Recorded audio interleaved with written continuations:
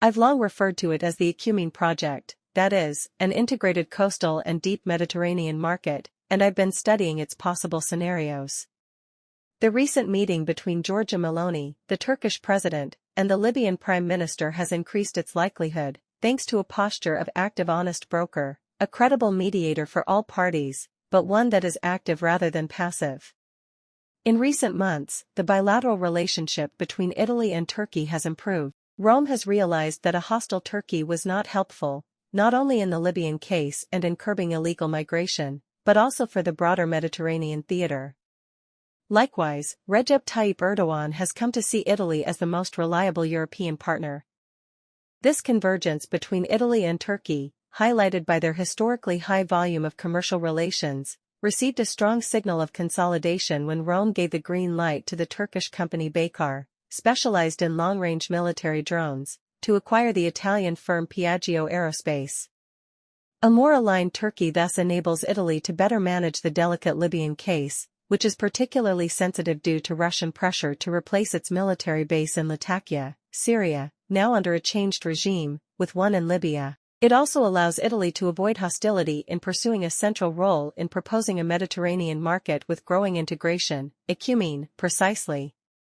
To gain more from Turkey, it's worth noting Ankar's priority of not being excluded from the future cotton route, IMEC agreement, which is intended to connect India by sea to the Arabian Peninsula by rail, with an outlet to the Mediterranean, currently planned through the port of Haifa in Israel, and then link by sea to European ports, particularly Trieste, thanks to its highly efficient inland rail terminal, and to ports on the western coast of the United States. From colleagues at a UAE-based think tank, I've received information about Ankar's efforts to be included in the corridor, either directly or via a rail branch.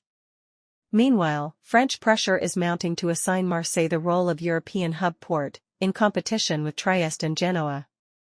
Additionally, Greece is pushing to make Piraeus a central node, though this raises concerns due to its Chinese ownership. There's also the challenge of harmonizing traffic through the Suez Canal with that of the future infrastructure. Not to be overlooked, maintaining Haifa as the terminal would be a geopolitically stabilizing move for the entire region. In my view, Rome has the potential to integrate diverse needs and harmonize them within a comprehensive agreement. This role would be further strengthened by support from the United States, which signed the IMEC agreement alongside several European countries, including Italy, as well as Arab nations and India.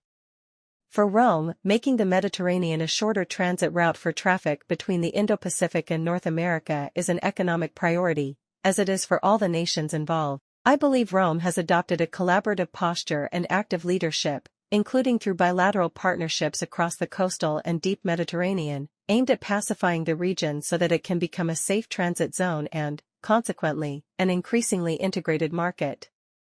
I've asked Japanese and Australian colleagues to explore their respective national interests in potentially joining the cotton route, and I've noted their interest.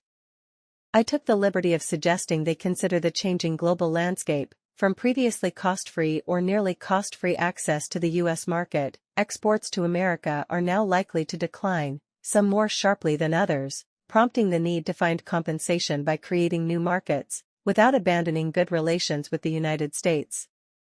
Ekumene, in its coastal and extended format, would represent a new market with global growth potential for all. Moreover, it would stimulate a new financial architecture, Indo-African Islamic European and compatible Pacific nations, capable of generating an expansive capital cycle to support strong economic growth for everyone. In fact, I've noticed growing curiosity from U.S. financial actors during conversations about this possibility. Therefore, I feel compelled to offer a respectful suggestion to the Vatican. It could invite Sunni Muslims and Israel to consolidate the Abraham Accords, 2019-2020, in order to finally break down the Mediterranean Wall, with India and the United States as witnessing guests. In Rome.